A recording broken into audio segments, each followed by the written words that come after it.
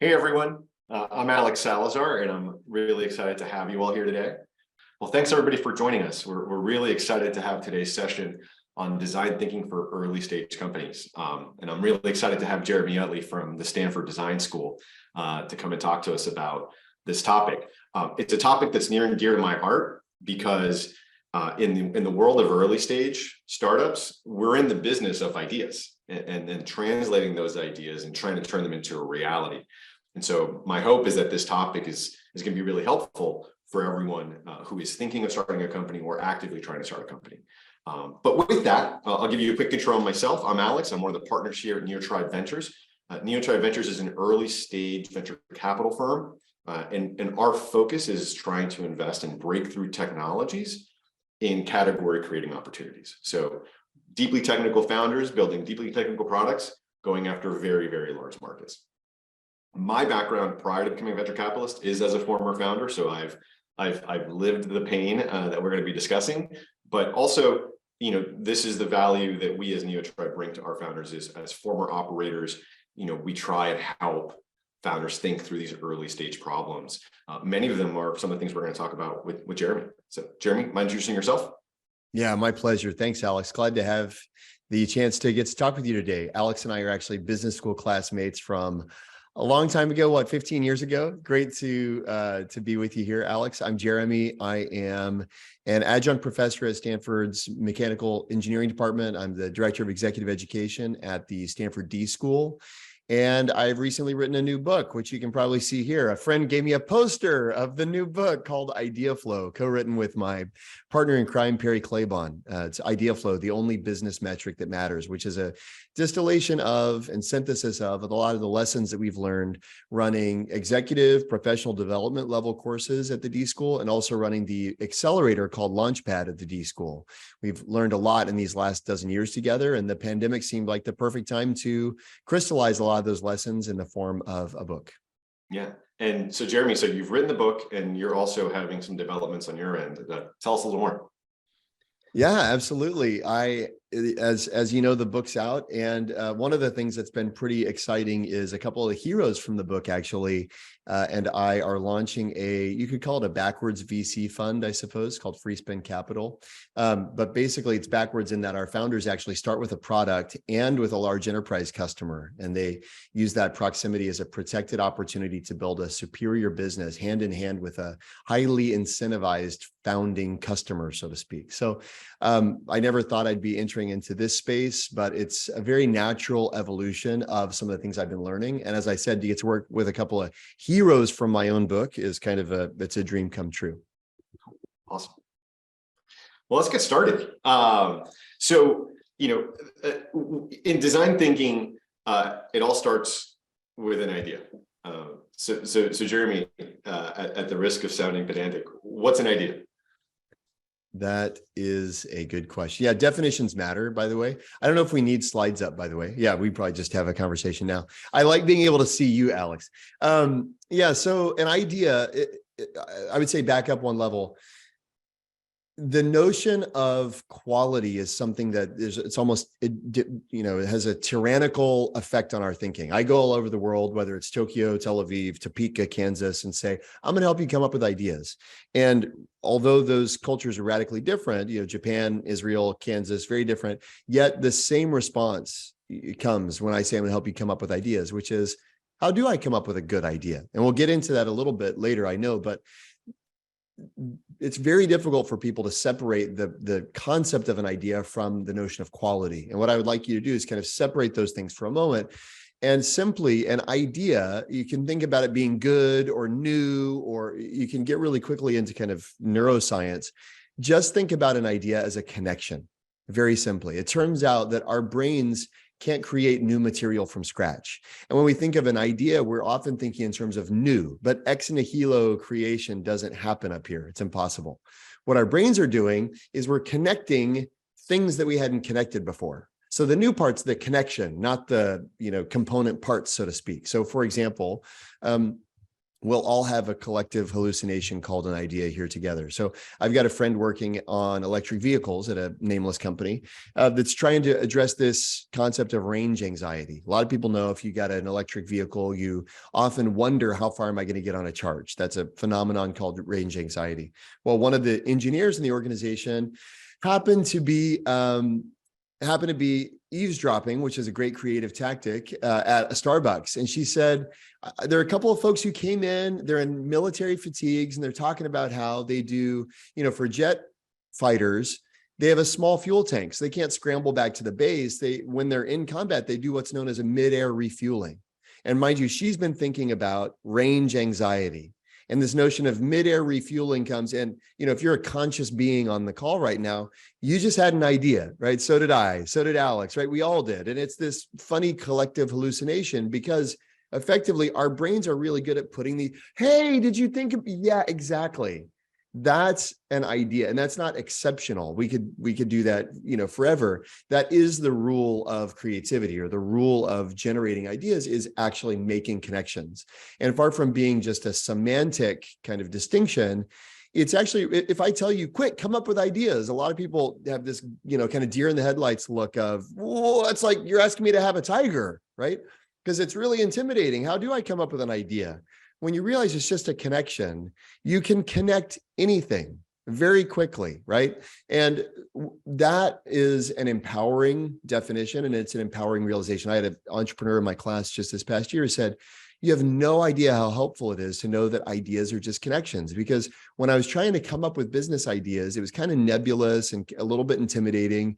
When you help me realize ideas are simply connections, all of a sudden I have pragmatic measurements and a pragmatic approach to generating ideas. It's making connections. Yeah, that's awesome, man. Well, I've got a million of great ideas, but how do you know if you've got a good idea, right? How do you know if what you think is a great idea is actually a great idea? Yeah, well, so there's a bunch of things there, and I would say, if we can just take one step back and say, how do you come up with a good idea? There's how do I generate it, and then how do I know? And I realize they're kind of different things. But how do you generate it? And the answer there is that's actually the wrong goal. The goal should not be to come up with good ideas. The goal should be to come up with more ideas. There's a lot of research that suggests that the single greatest variable that affects the quality of your ideas is actually the quantity of your ideas. Dr. Dean Keith Simonton, he just won a Lifetime Achievement Award from Mensa, the organization that awards IQ points. So he's quite a smart researcher. He did a longitudinal study across disciplines, the arts, sciences, engineering. And what he found was that the more ideas you have, the better idea, the more likely you are to have good ideas, right? And so recognizing our kind of default orientation is, I need to come up with a good idea. And what the research would suggest is, instead of trying to come up with a good idea, come up with more ideas. And if you go, well, how do I do that? Then I would say, come up with bad ideas. And that's where people really feel like it's a paradox, right? If you want to get to good, don't focus on good, focus on more. And if you want to get to more, come up with bad. And the reason that I say that, Steve Jobs famously, when we think of Steve Jobs, say what you will about his management style, personality style, whatever, nobody thinks he's an idiot when it comes to innovation, right? We think of market disruption and redefining categories and customer delight. What very few people know, Sir Johnny Ive at Steve Jobs Memorial Service said, we would have lunch together every day. And every day Steve would say to me, not, Johnny, you want to hear a delightful idea? He would say, hey, Johnny, you want to hear a dopey idea? And Johnny said many times they were very dopey. In fact, sometimes they were truly terrible. But every once in a while, they take the air out of the room and leave us breathless in wonder, right? As only Sir Johnny Ive can say. I won't try to impersonate him again. But the point is, Steve Jobs is willing to have dopey ideas. And the quality, if you think about, to get, kind of MBA nerdy for a second, I know you'll go there with me, Alex, but ideas are natural phenomena. They fall on a normal distribution, right? Which is to say, most of our ideas are fairly pedestrian and ordinary. Some on the right end of the distribution are truly remarkable or delightful, you could say, to use the Steve Jobs word. And some on the left-hand side of the distribution are terrible or dopey. And variation is actually critical. And what a lot of people do is they go, you know what, I'm okay with the middle of the bell curve. And I really love this, the delightful end, but I don't really want any dopey ideas. So they try to chop off that end of the distribution, and they unwittingly chop off the other end as well, because quality is a function of volume and variation. And so if you want to get good ideas, paradoxically come up with more bad ideas, because allowing yourself to come up with bad ideas or Jobsian dopey ideas is the way to give your brain permission to vary beyond the norm. And by varying beyond the norm, you increase your likelihood of certainly bad for sure, but also of good. And you're basically left with two distributions. You can either have a bunch of ordinary ideas by being very narrow in your thinking, or you can have a handful of delightful ideas and about as many really dopey ideas too, but at least you have both.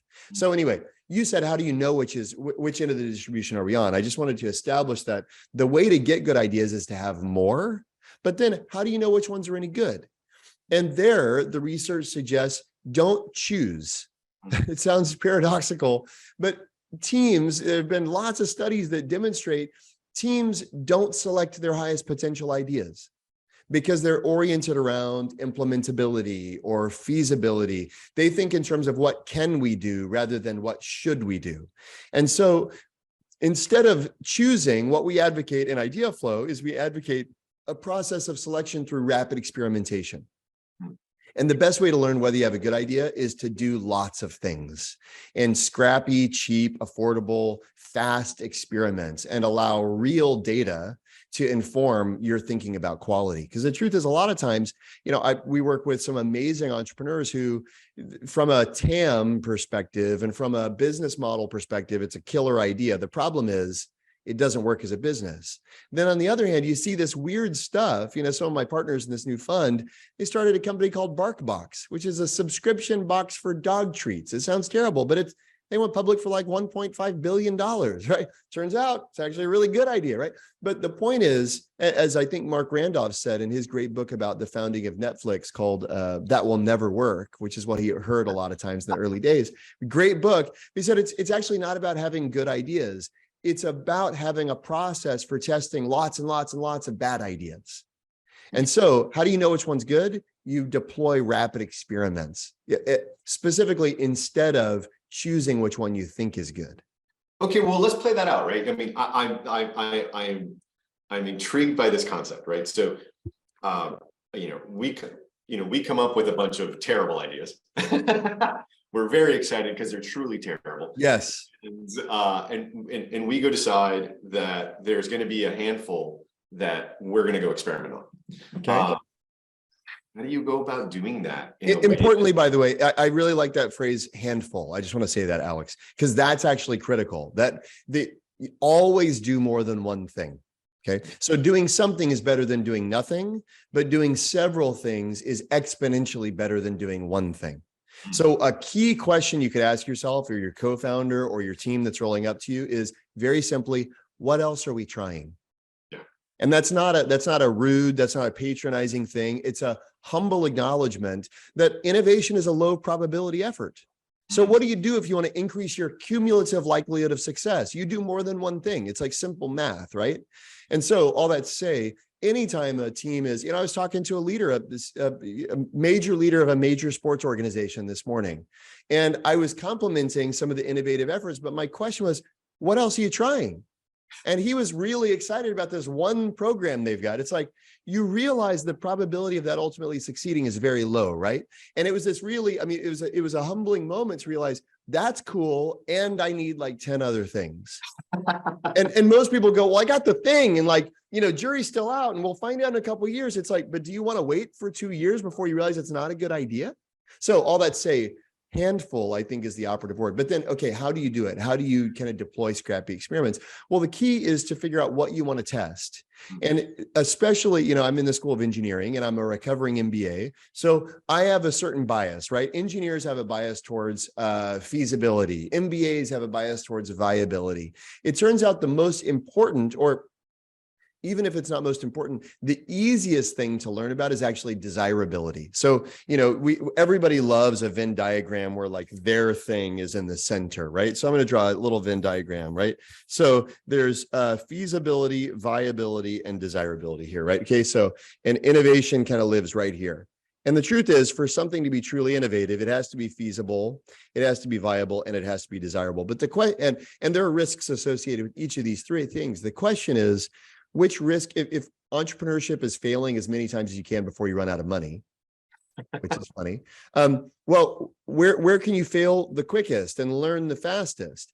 And I don't mean like flush money down the toilet, because you can do that, there's a lot of ways we could talk about that later if you want. But one of the ways that you can learn quickest is actually by foregrounding desirability first. And engineering teams especially tend to be fixated on, can we make it? And MBAs tend to be fixated on, can we make money making it? And a better question to ask is, should we make it? Or if we could make it, would anybody want it? And again, I'm not expressing like, existential priorities, but if you think about entrepreneurship as one of the key defining capacities of an entrepreneur is the ability to eliminate risk quickly. Great entrepreneurs are risk killers, not risk takers. And one of the easiest areas to kill risk is in this desirability phase. So a very simple, there's notions of prototyping out there, for example. What your goal is maximum believability with minimal resourcing, minimal effort. So how do I give someone maximum impression of this is a real thing without doing kind of any of the background work, any of the platform development, software before you write a line of code? Can you have a high degree of confidence that if I write lines of code, there's customers at the other side of that equation? That resonates deeply. So let me play that back to you, right? So what you're saying, what I hear you saying is, go make sure that if you build it, they'll come. Yes. And if you get that signal of desirability, then we can all worry about, as a secondary concern, can we build it? Right. Big enough. Right. Well, and that's, if you think about like staged capital as like a structure in the venture space, that's what you have 18 months capital to figure out, right? Like for an early stage founder, there may be legitimate feasibility risk. That's something a sophisticated investor that's a risk they're prepared to bear, right? And they're going to give you a couple $1,000,000 to have 18 months of runway to answer that question. What you want to do from the beginning is, in 18 months, if we demonstrate feasibility, we already know what's going to happen with the customer, because that's work that we've done in a very scrappy and highly affordable basis. And right now, this is especially difficult in enterprises where the notion of an experiment is like a multi-million-dollar endeavor, right? I was working with a big trucking company, and someone wanted to do a roadside assistance prototype, okay, air quotes here, because it's not a prototype.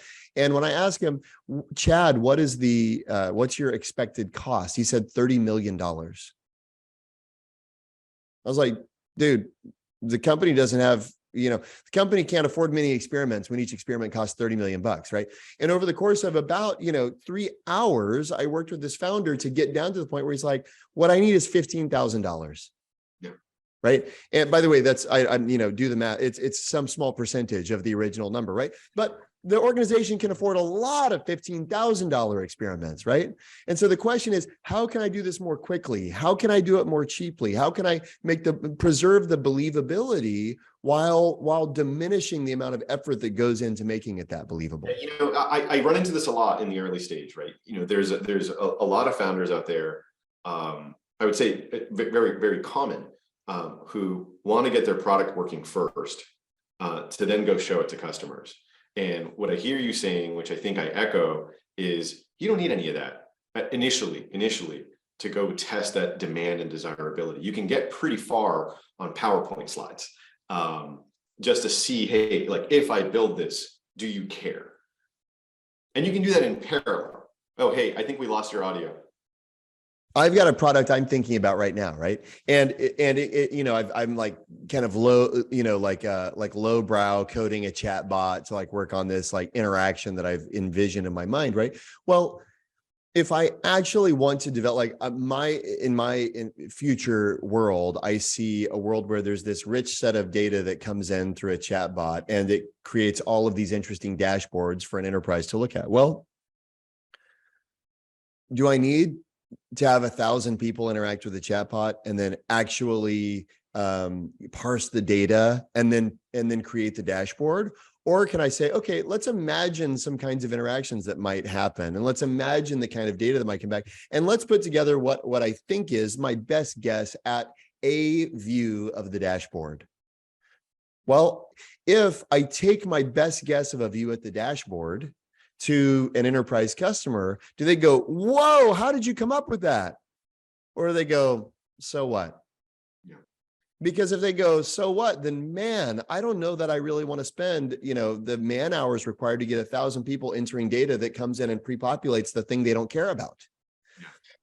So let me ask another question then. So very few people are ever working by themselves. You've got in the early days, you've got co-founders. As you get a little bigger, you've got team members. You might not yet have your own startup. You might be working in another organization. So there's an organization around you. Right. You've got VCs, you've got friends and family. And so your idea is not likely to live in isolation. How do you prevent groupthink? Being influenced by the opinions of others and ultimately killing this nascent idea?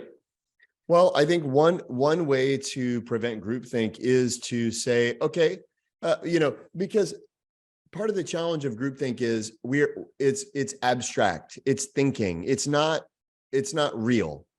Not to be too metaphysical, but you come up with an idea, and I go, well, I kind of think this, and then Alexi, who I see on the line, or Alex goes, well, I think this. Well, like, who's right?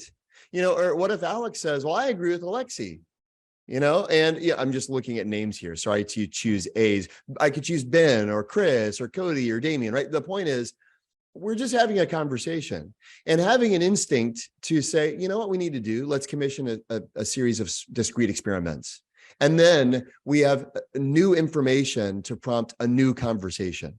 And what a lot of times teams do is there's this loose conversation where we're arguing the merits of some ideas or the demerits of an idea in the abstract, and then we're making a decision with no information. And the better way to do it is to say, what's the scrappiest way we can create a little bit of data and revisit this conversation?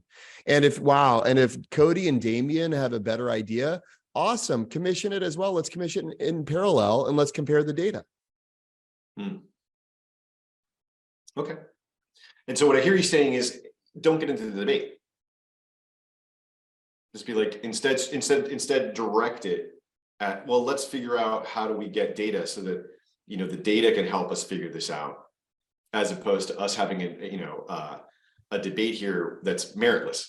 Yeah. I like what Kevin said in the chat. He said, I don't know if everybody can see everybody's chat, but Kevin Paschke said, so groupthink is still really a hypothesis with no customer validation. Yeah, I love it. And we're going hypothesis, like what scientist in a scientific lab is going, well, I think this other hypothesis, and now let's debate the merits of our hypotheses, right? It's like, that's absurd, right? What you do is, not to reveal how little I know about science, but you'd get out the Bunsen burners and the beakers, right?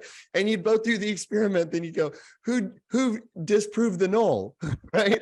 I'll give you a funny anecdote on this topic. Way back when I was a founder and I was starting my company, we showed the idea to a former professor of ours. And he looked at it and he's like, this is a terrible idea. You should not commit your career to this. Your time is worth too much. And then we flash forward a few years later, and the company that he had founded ended up becoming one of our biggest customers. No way. That's great. That's great. Yeah. Sometimes you can use that judo move, right? Because they end up being most delighted that they were wrong, right? That's cool. That's great. Awesome. Okay. So we talked about going out and getting that evidence. Going out testing these dopey ideas as cheaply as possible. Well, what are some of the more effective ways of getting that market data? Like, what are some of the ways that founders and execs and anybody else can go test their dopey ideas? Yeah, I would say one thing that you got to be careful of is market starts to feel like a really big word. Again, you've noticed now there's a theme where I'm picking apart specific words. Idea, handful, right? Whatever. I don't know if it's a personality quirk or what, but market feedback is like very amorphous and ambiguous. And the truth is the market doesn't feel really any way about anything. Like even look at politics. It's like, it's at least polarized, right? Do you think there's going to be less than 2 strong opinions about your new product or service, or more? Right? The answer is more, right? Way more. So when you say, what does the market think? Well, the market thinks all sorts of things, right? Just like, what does the market think about the presidential race? It thinks at least 2 different things, right?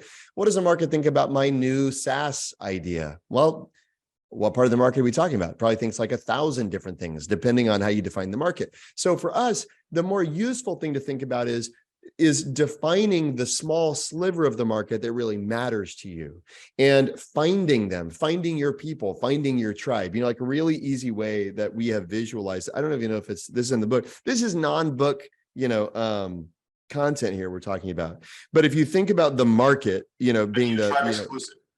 Exactly. A Neotribe exclusive. You heard it here first, folks. But here, okay, so I'm just going to draw this really fast. If you think about pain over the population, okay, so high pain and all of the population, the curve looks something like this, right? Which is to say, a very small percentage of the population feels pain a lot. A large percent of the population feels a little bit of the pain, right? You're never trying to appeal to a large percentage. Now, by the way, when you're pitching someone like Alex, you want to say everybody needs it, and their dog, and their Aunt Martha, right? The truth is, when you're doing early stage work, the work is actually finding this really, really small sliver of the total population that feels the pain acutely, right? And your job is to find, right? And if you can win that market, that's a beachhead, that's a thin end of the wedge, and then you can maybe win another part of the market. But if you think about it over along a spectrum, I don't know if I can do this, but your thing is a painkiller to that group of people, and your thing is a vitamin to this other group of people. You don't want to be creating a vitamin for everybody, because people forget to take their vitamins. You want to be creating a painkiller for very few people. And then the question is, so market feedback, 90% of the market could hate my painkiller and I could have a really great business because, wow, 10% of people are in love with this thing. I mean, that's like a world-class success, right? So it's not market feedback, I think, is a bit of a misnomer. The question is, who feels the pain you're seeking to address, particularly acutely? Can you acquire them profitably? Can you reliably and repeatedly address their pain, reduce their pain, improve their life, et cetera? And I think for a lot of people, the tendency, I think about my book, right? It's for everybody. Everybody needs idea. And by the way, the problem with this stuff is I genuinely believe it. Like I am, physician, heal thyself, right? I am not immune to the cognitive biases I'm illuminating, right? But to say it's for everybody is a useless statement, right? And the fact that my mom loves it, which she does, and she says, it's not a business book, Jeremy. Thank you, Mom. I love the feed. I love the encouragement. The truth is we have to be able to define what's the really, really small part of the population that we're targeting here. And so all that say, market feedback, I would encourage you to think about micro market feedback around finding pain. So what I hear you saying, the way I interpret that is, go find the population that's going to care the most. And you may not know the population, so there's going to be a little bit of searching to figure out yes who is. But that's great. That's sorry to interrupt you, Alex, but that's the basis of experimentation, right? Hypothesis. Single moms with small children are the people who feel this pain most acutely. Okay, say a pain is like the pain of preparing dinner. I'm just making this up, right? Like literally on the spot. I happen to have 4 small kids and dinner is always a pain, right? Okay. So now my question is, well, who feels that pain most acutely? Man, I'm really torn between startup founders who can't leave the co-working space and single moms who are picking up their kids from school and are, rushed between their first and second job of the day. Well, now I can deploy an experiment and get objective data in terms of open rate, response rate, sign-up rates, usage rates, and I can deploy a targeted experiment and I can say, wow, only 3% of startup founders in co-working spaces even open my email, but 13% of single moms, or, whatever it is, right? But which is to say, you don't have to have an answer to the question.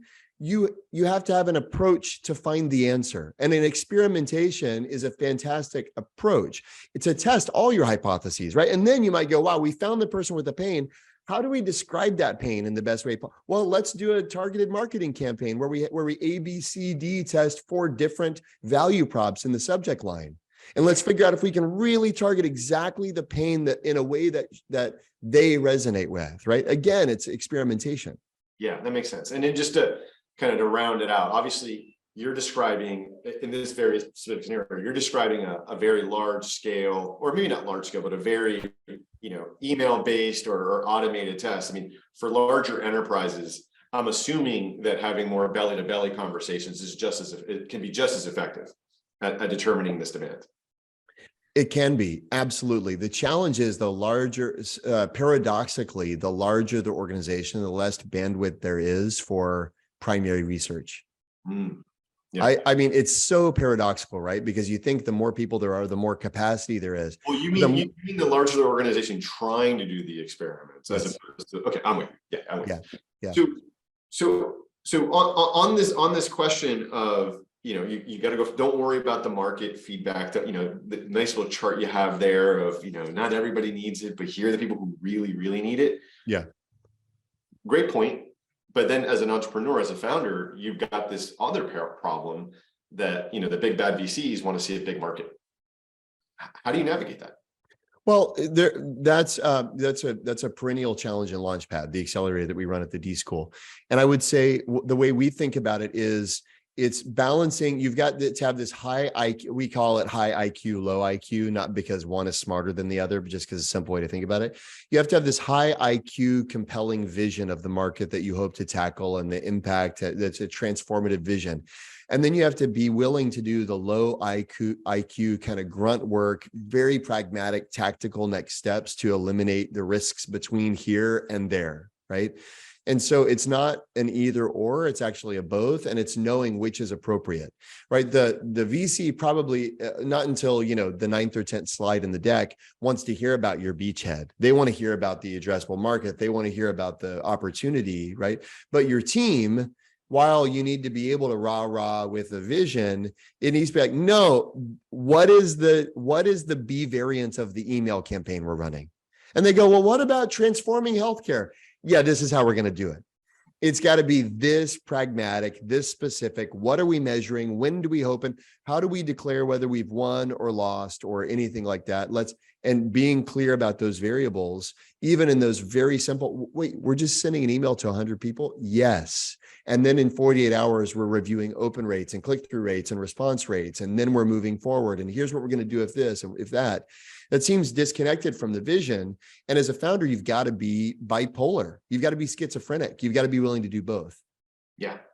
Awesome. So, the way I think about that is you have to think very, very big, but you have to act very, very, very small. Yeah. Yep. Exactly. Okay. If this whole VC thing doesn't work out, Alex, you can come teach with us. No problem. All right, sounds good. I'll take you up on that.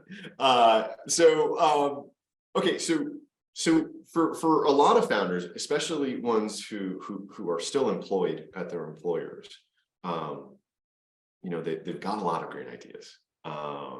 They've gone out and they've done some testing, and maybe they start to develop some degree of conviction on one of these ideas. How do you know when it's worth burning the boats? And leaving that to invest in the idea and start a company? Yeah.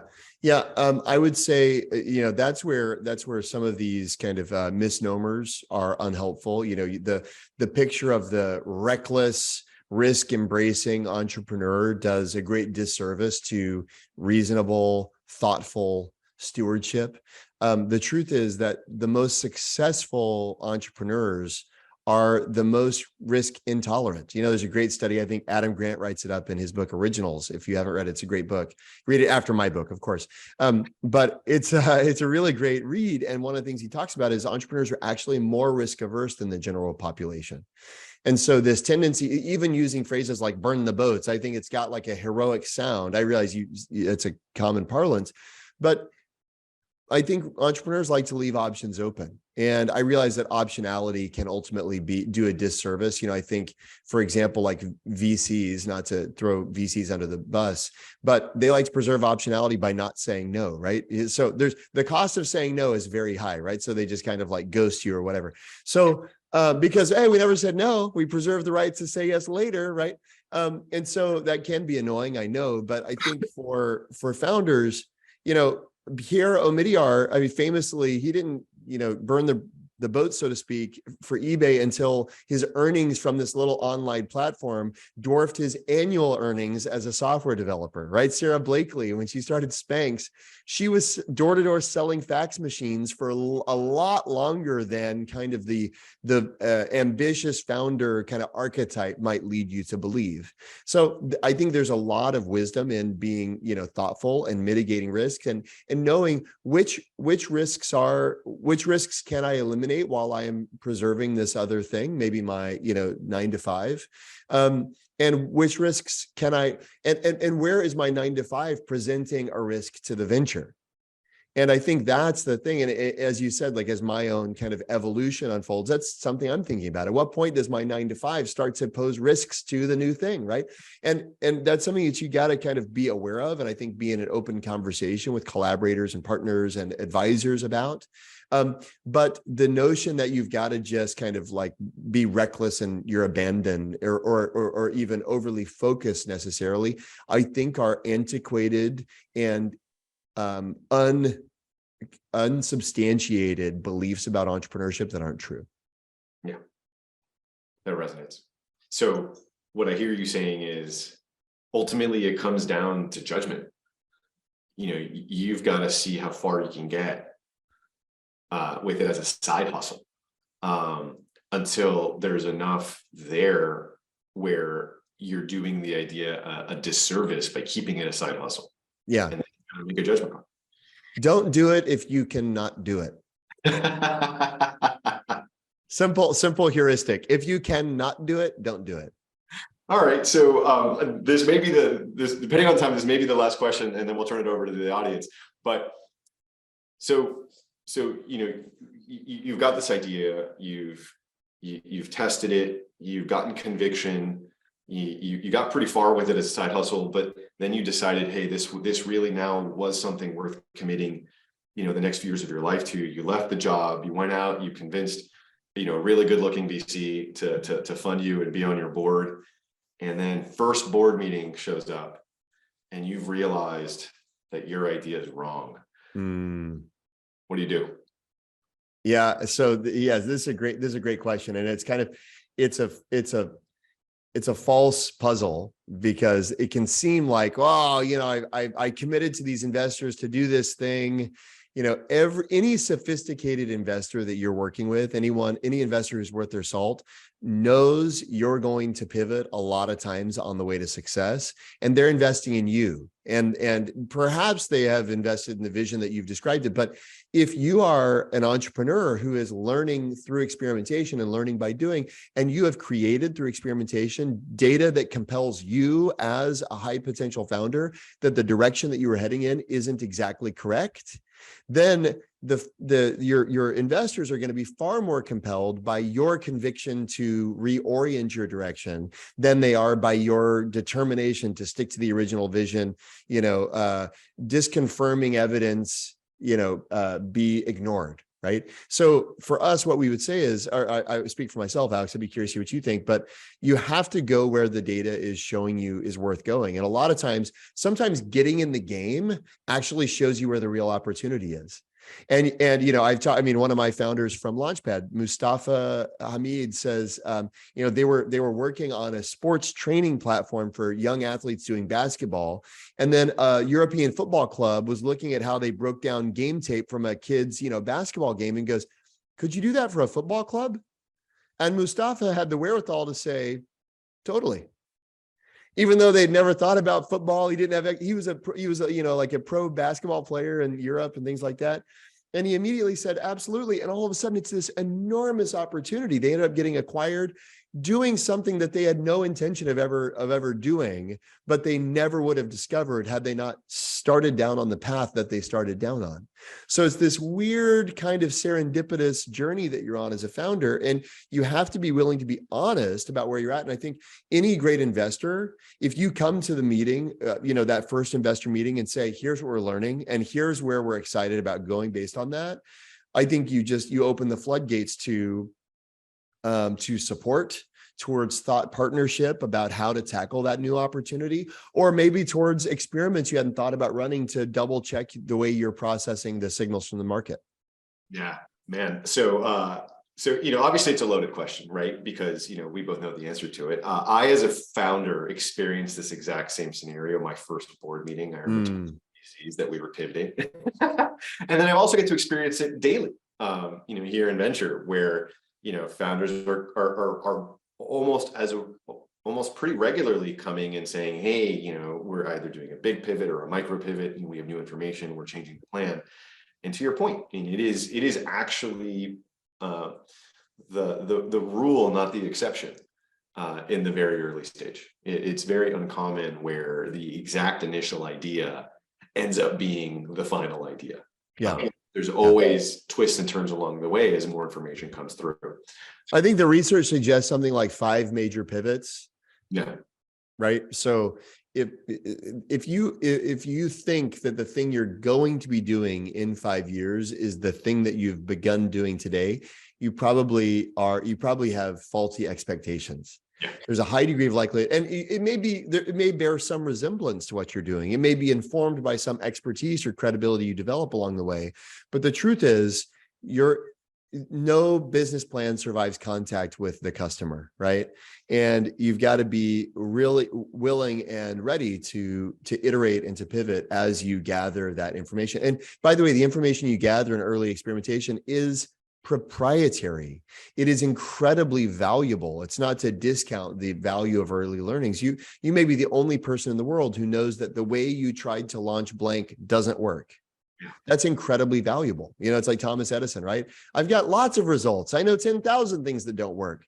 See those as results. But if you really know it doesn't work, don't keep doing it. Do the thing, at least move on from the thing that doesn't work. Awesome. All right. Well, let's move over to some questions from the people. So first question is from Indira. How do you know if your feedback warrants taking your product to market? How do you know if your feedback warrants taking your product to market? I'm trying to see if I don't see the question. I think every stage of experimentation, you're in market, otherwise it's not real feedback. If someone thinks they're giving you like hypothetical, like maybe actually a different way of answering this question, perhaps an Indira thought, but I think is useful. Remove all hypothetical language from your interactions with the market henceforth forward.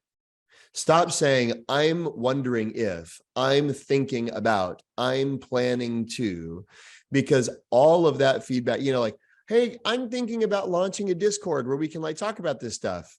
What do you think of that? Everybody's going to say, oh, it's a great idea, right? But if I drop a link in the chat and I say, I've started a Discord, sign up here if you want to talk about these things, right? And I realize some small percentage of people are like, wait, is there a Discord? No, that's not the point, right? The point is, I am not the first thing is a hypothetical conditional. We're thinking about, my favorite example actually comes from a former client of mine, Westfield Malls, where they were entertaining the idea of putting a beer garden on the 4th floor of one of their city center malls because there's very little foot traffic up there. They're trying to drive traffic up to 4. And when they surveyed people, they went around the food court, surveyed 1,000 people, something like 800 people said, if you put a beer garden up there, totally awesome. Can't wait. Do it. Right. Well, that's hypothetical. A survey is totally hypothetical. Thankfully, they had some of our training, and instead of investing in, multi-$100,000 renovation effort, they just put signs all over the 1st floor. Beer garden on the 4th floor. Come check it out. And then they had, an intern standing up there with a pitcher of beer and a cactus, right? It's like a beer garden, right? But the thing is, in a month, 5 people came up there over the course of a month, right? And the point is, having a survey, if we built a beer garden, would you come, is a hypothetical. And what you're describing is a smoke test. Yes, exactly. Exactly. And I would say, I mean, just to kind of not to tease out a question within a question, but I think part of Indira's question is, at what point should I go to market? And what I would flip it and say, you should never not be in market. I love that. I love that. Yeah. I mean, honestly, I mean, that's actually one of the most common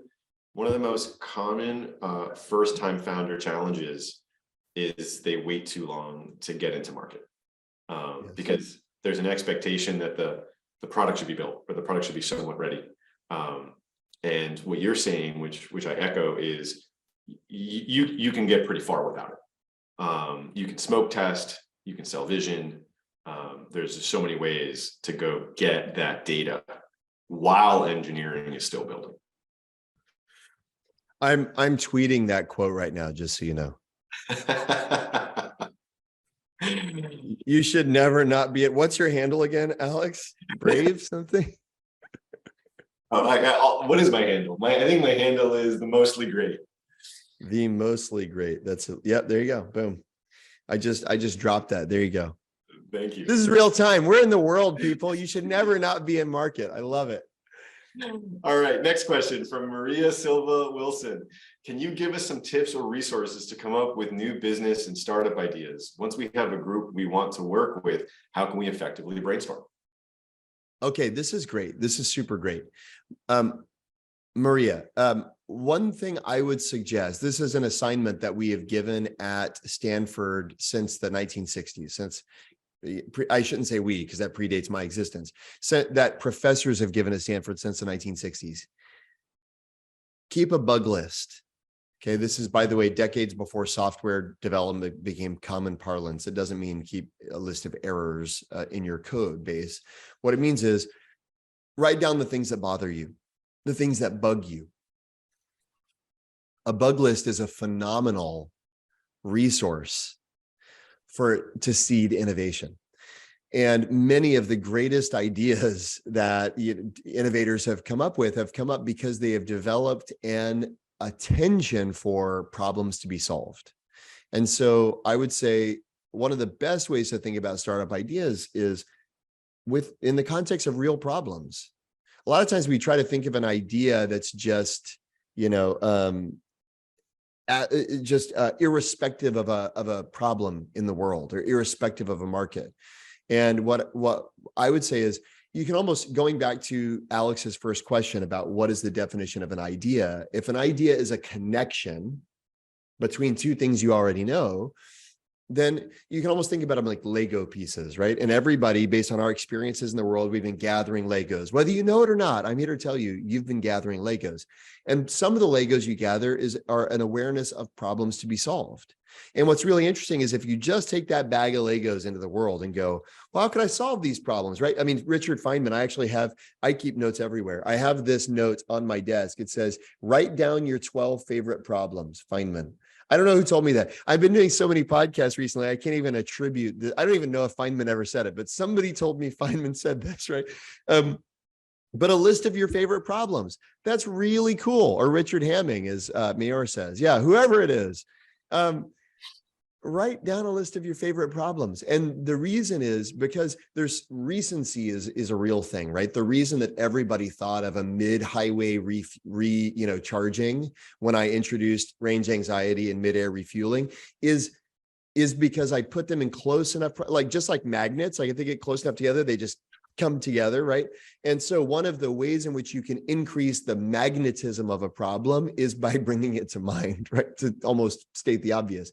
But sometimes being aware of or writing down the problems that everybody who's had a job knows something about what sucks about that environment, right? I've got some friends at this company, this venture accelerator called Prehype. They have Post-its that start with, it sucks that, right?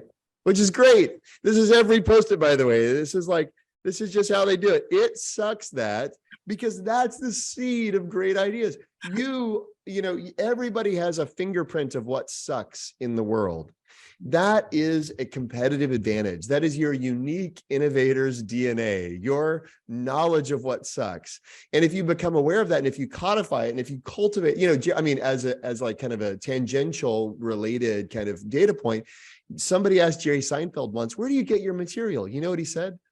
I have a highly sensitive nature. I'm so easily annoyed. And he said, jokes are funny for people who's easily annoyed, right? He said, the challenge with wealth is I start to insulate myself against the things that annoy me. And I find that my jokes are not as good. He said, so then you got to have kids, right? So that you have all new reasons to be annoyed, right? But there's something about cultivating that awareness of problems, of bugs, of annoyances, which is a really rich kind of soil for innovation to occur. I love it. While you were talking, I went ahead and created in my Evernote a bug list. So yes, now it's okay. Awesome. So next question from Kunal Nawali. How do I find that 10% of high paying market?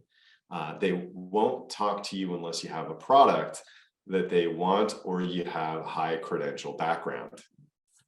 Okay, wait, sorry, read it again. I was looking for it. Whose question was it? How do I find that 10% of the high paying market? They won't talk to you unless you have a product that they want or you have a high credential background. You know what, Kunal, I see you there. I feel your pain, my friend. I would say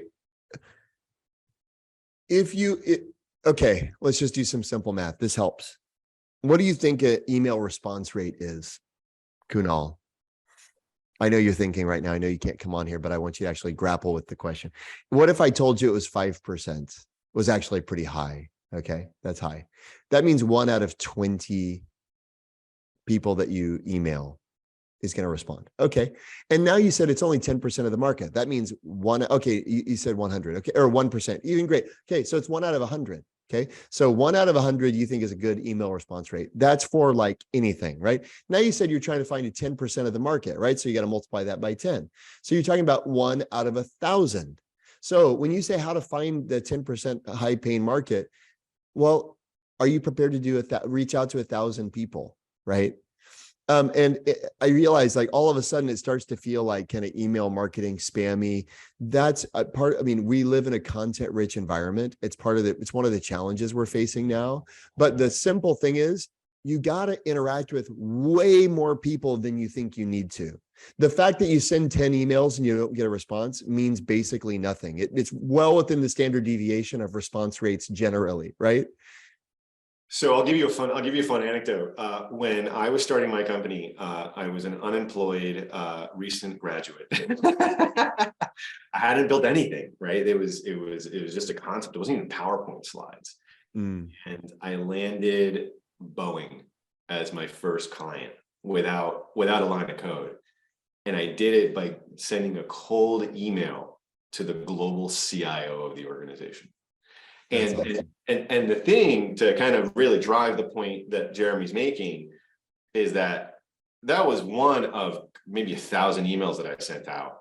But the point was, because that organization had the pain point, they responded. There's a self-selection bias when you do this outreach.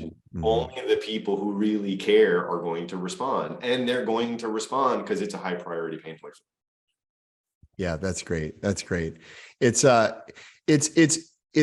It's kind of over. I realize, Kunal, and I see your response. That was a good answer. I'm happy. It's both overwhelming, but then it's also like hyper practical, right? It's like I got to send 1,000 emails, but then on the other hand, it's like, wait, all I have to do is send 1,000 emails. Like maybe, yeah, right? Like do the work, but know what you're doing, right? You're experimenting, and with a little bit of mindfulness and a little bit of deliberateness, you're going to learn a lot. But get in the game. I don't buy that you have to have high credentials. I don't buy that you have to be well connected. I do buy it's a volume effort, and the people who do the work end up succeeding. I mean, to state the obvious, but do the work, and you may not end up where you were expecting to go, but you will get somewhere interesting. I'm going to steal that quote from you. You're going to see it on LinkedIn in a few days, and I'm going to take full credit. Love it. It's great. Right. Next question from Alex. How do you advise industry agnostic entrepreneurs to work in industries that are very open to new ideas, Or do you think that there's a bigger opportunity in fields where there's historically been less innovation? Would you advise industry agnostic entrepreneurs work? I would say, I mean, I think it goes back to the question of pain, where there is pain. I don't know. And the challenge with where there's historically less innovation, I don't know that anybody feels the pain of, we really haven't innovated here much.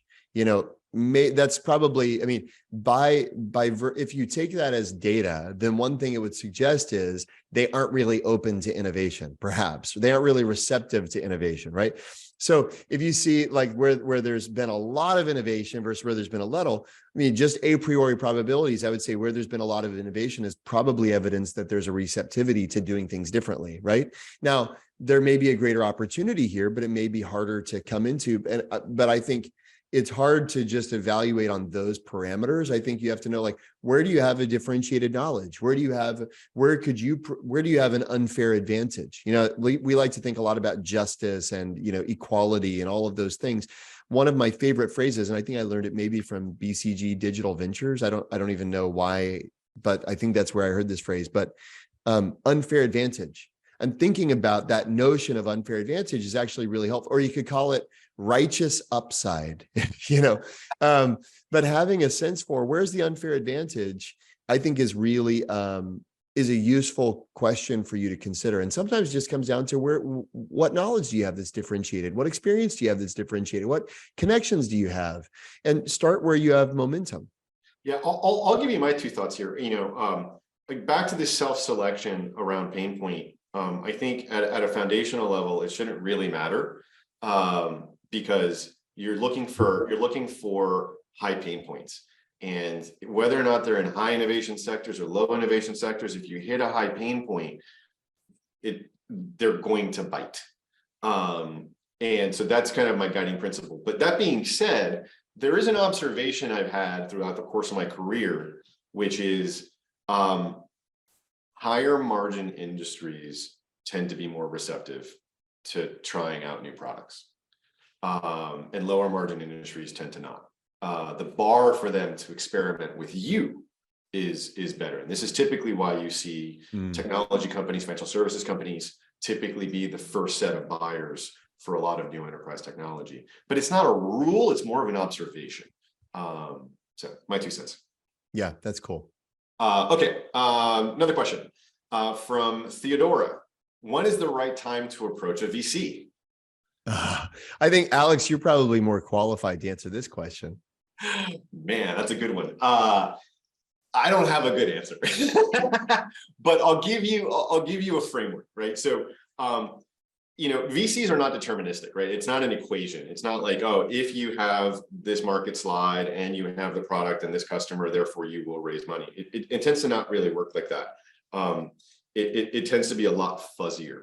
And so I would say 2 things. One, there's no reason why you can't get introduced to a VC now, even before you even have an idea. I meet with people who aren't starting companies all the time. And so that relationship building can be really helpful, because then you can start to feel out, receptivity of your idea. In the same way that you did it with potential customers to see what demand was, you can do the similar thing with the population of investors and get a sense of, is the dog going to hunt, or what are you missing? So I would do that. Now the question is, well, how do you do that? The answer for most VCs is you work your way in through a mutual connection. Most VCs tend to operate through their networks. So if you know someone who knows them, you ask them for an intro, and most VCs will typically take it, barring their schedules.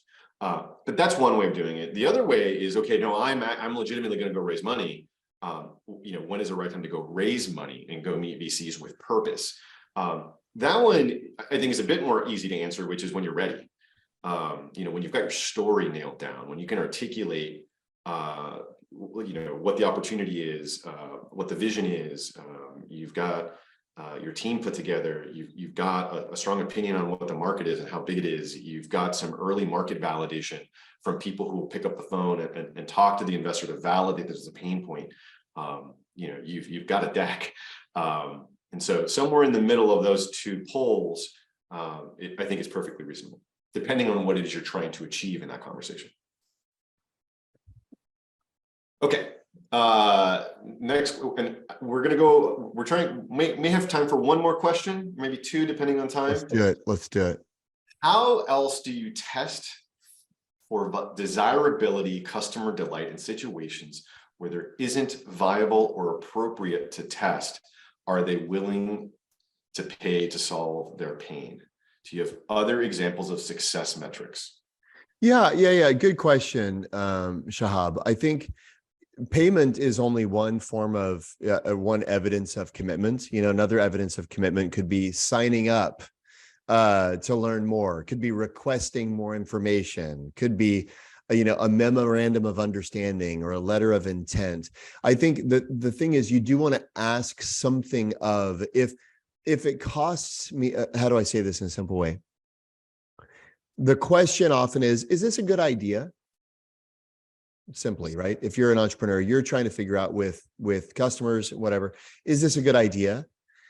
Anytime someone says yes, and it doesn't cost them anything, you should place an enormous discount factor on that yes.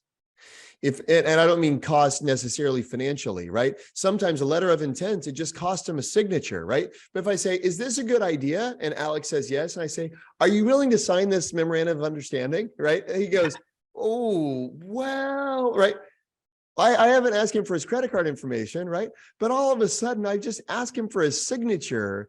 It's cost him something. And so to me, feedback from someone where there's been no cost incurred whatsoever, I think you've got to put a heavy discount on. And the reason is, I'm a former management consultant, which is basically a puppy dog-eyed data collector, right? So I walk around with my clipboard going, excuse me, mister, you mind if I ask you a few questions? Do you like my boss's idea?